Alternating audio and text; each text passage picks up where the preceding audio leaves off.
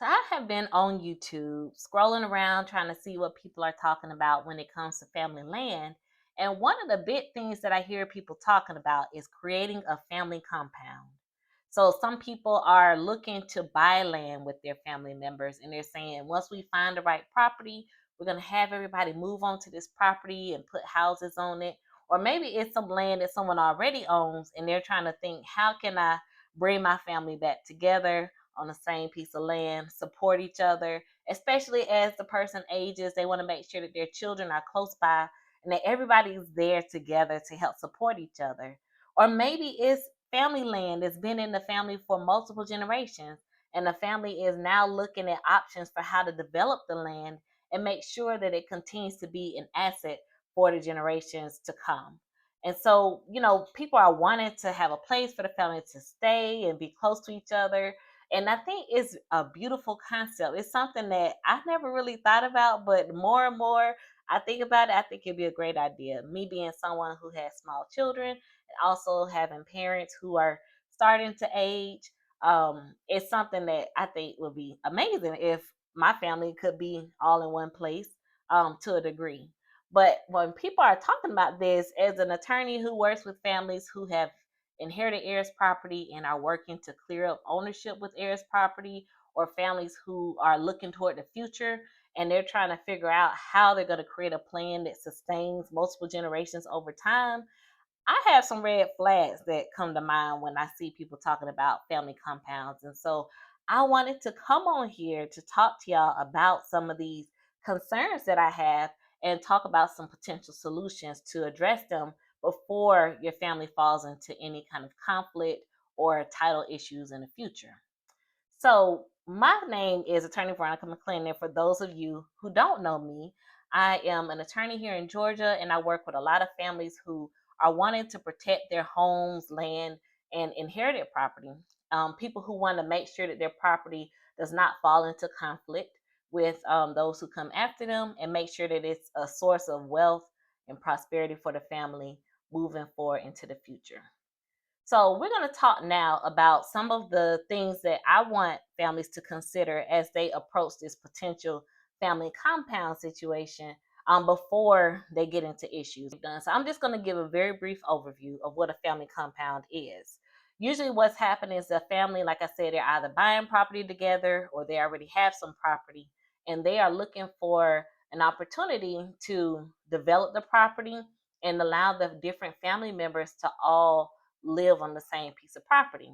So it might be that they're putting tiny homes on the property, or some people are actually building full brick houses or, just full foundation houses, and others are putting trailers on the home, whatever it may be. But the concept is that the family is able to stay on this property together. Maybe the ownership is shared. Some of that is still unclear to me how families are doing it, but that's the general idea behind a family compound. So, as an attorney who works with families who have inherited land or who own property and want to create a plan for their land, I want you first to clarify who actually owns the land. This is something that a lot of people may not think about. They're like, yeah, this is family land, or it's my parents' land, or it's just land that we all own together. But it's important to be very clear because a lot of people think the land may belong to one person, but they don't realize that there could be multiple heirs who inherited the same piece of property. You may have property that's owned by a deceased ancestor's estate and has not actually been transferred to their ancestors' children. You may have several siblings who have inherited a family property, or maybe the parent owns the property with their spouse separately. A lot of those things need to be worked out. And not only do you need to work out how the property is currently owned, but you need to have a plan in place for how the property will be owned. So, is this going to be property owned by one family member and the other families just come to live on the property? Is it going to be that the ownership is shared between everyone who lives on the property? Or perhaps there's like going to be a select number of family members who are going to own the property, even though others may be allowed to live on it. But, what you want to do is know who owns it and make sure that you're very clear on that and that everybody is in agreement if there is going to be a different ownership structure than what currently exists, or if there's going to be a need to create an ownership structure. You want to make sure everybody's on the same page. And that leads into my second point, which essentially is almost saying the same thing. So the first one is clarify who actually owns the property. You might need to do a title search. You might even need to bring an attorney on to help you to sort through that to make sure you're not dealing with heirs property that's owned by multiple family members. But then when we look to the future, we have to decide how the land is going to be structured, how the ownership of the land is going to be structured. If we're buying property together, are we going to create an LLC first and then allow the LLC to purchase the property? Or perhaps we might purchase the property as a certain group of individuals, then transfer it into a family LLC. Or you may have one person who goes and buys the property and then they transfer the property into an LLC. And from there, the different family members will own a membership interest in the LLC. You may even decide to either subdivide the land, or maybe the land's already subdivided. I work with a lot of families who had a parent who may have, left property when they died, and what the parent did was subdivide each parcel, and subdivide the property into parcels and assign a parcel to a specific family member, a specific child. And so the family might say, we want to keep it that way. We want to still have each child to own their own parcel, but we're going to come together and agree that we're going to build this property out as a family compound. It's kind of like a subdivision. So think about your average subdivision. It started out as one piece of land and then it was subdivided. And when it was subdivided, a lot of times what happened is that the developers put covenants in place to say that the lot size has to be a certain size, everybody has to keep their grass cut, you can't have a building more than 2 stories tall, or whatever the rules may be. The developers put those in place, and then those rules run with the land. Even though everybody is going to own their own parcel, everybody owns their own house, but the whole idea of it being a formerly being a single piece of property that was later subdivided, there was an agreement in place in the sense that the property would carry certain restrictions on it so that the subdivision maintained a unified look, certain standards that everybody are on the same page with. When you have a typical subdivision, the developer puts those rules into place. But maybe you have a situation where the family has subdivided the property either before a parent died or after a parent died, and now they want to continue to own each individual parcel, but manage it and develop it in conjunction with each other to say, we are the Jones family. We each own our own parcel, but as the Jones family is living in this subdivision that we've created, we're going to have these certain criteria that are going to apply to our properties. So those are things you can do. You might also keep the land together in an LLC, like I mentioned, where the LLC owns the property and the different family members each own an interest in the LLC. That's an option. You might decide to put the land in a trust. So, for example, the parents, they might say, when we die, we want this property to be in trust and we're going to pass it to our children that way. And so the property continues to stay in the trust, continues to stay under the management of a trustee, and then the family then jointly owns.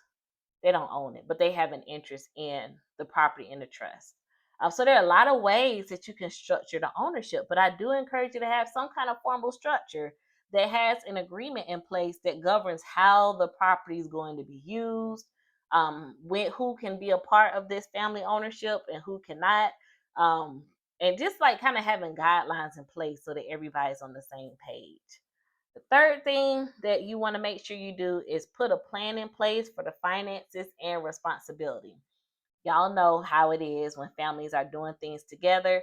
Oftentimes, you'll have one person who's going to be more responsible, who's taking responsibility for the taxes, who's making sure that everything's handled. And then other people may be kind of free riders, where they're just like going along with what everybody else is doing, but not really contributing their fair share. So you want to make sure you're thinking about how are we going to make sure these property taxes get paid? How are we going to maintain the roads and shared spaces? What happens if somebody wants to sell or move away? what rules are we going to put in place when that happens? How much land are we going to have per residential structure? Is it going to be 1 acre, a half acre, 2 acres? How do we want to set it up? Is it that we all are very closely spaced together, or we have a certain amount of space apart? What areas are going to be for buildings? Maybe you want to have some recreational area or some agricultural area like garden or farm. You want to go ahead and designate those things out so that people are not like figuring this out as they go and then problems arise later on. Set those rules and expectations up front so that everybody is on the same page before you go into this family compound situation. Fourth thing I want to say, which is probably my last point. No, I got one more point, is to protect family relationships. Put things in place to manage conflicts up front. Because you don't just be like, we love each other, we not gonna fight. Just assume y'all gonna fight. Assume there's gonna be a conflict. And put some parameters in place to prevent them or to manage them when they come up. So that's why family agreements are so important. If there's a trust or LLC, a lot of times those documents will incorporate a certain level of family agreement on certain topics. But it's good for you to think about those things in advance, because you're going to have situations where if you don't have the plan in place, one family is going to invest more than the others. And at first, that might be okay while you're getting the project off the ground, but over time, there could be resentment behind that. You want to have stuff in place for making sure that everybody's maintaining their part of the property in a way that everybody agrees with. I've had too many clients who tell me that they have family members who are not maintaining the property. Their part of the property where they're living is an eyesore. They got junk sitting there. They got vehicles sitting on the property. They're not keeping the grass cut. How do we make sure as a family that we know what the standards are going into this, and that we have enforcement mechanisms in place so that if there is a family member who's not doing what they agreed to do, we can either hold them accountable or they got to go if it comes down to that. Another thing that people I don't think are really thinking about is that the family is going to grow. So you got 5 houses now, but then what about if each of those 5 families end up producing 3 families? So then you got 15 houses on this property. How many houses can your property sustain? Make sure that you already think about that and that you have guidelines in place for, so and so only got one child, and they one child want to come and move on the property, and so got 5 kids, and all 5 of them want to move on the property. Can we accommodate everybody? If we can't, how do we make sure that we have a clear way to decide who gets to live there and who doesn't? Is it only the first generation of people who come on, and when you die, you can give your house to someone, or if you decide to move, you can give your house to someone else in the family? Or is it that you have some allotted space for everybody to be able to build on? Are you going to let people just build houses crammed up with each other, or is it just going to be a limit? Like, listen, you can't have 10 residential structures on that one little piece of land. You're going to have to make sure that you tell your family there's a cutoff. We can have 2 houses on this piece of land, whatever the rule is. And you want to make sure you bring your professionals in, like your land surveyors, so they can help you to make sure that your property plan is in line with what's going to be practical, and then also what the county is going to allow, because the county has certain rules in place for how big residential lots must be and things like that. How far off do the buildings have to be from the road? You want to make sure you're in compliance with those local rules. And the last thing I'm going to say is estate planning.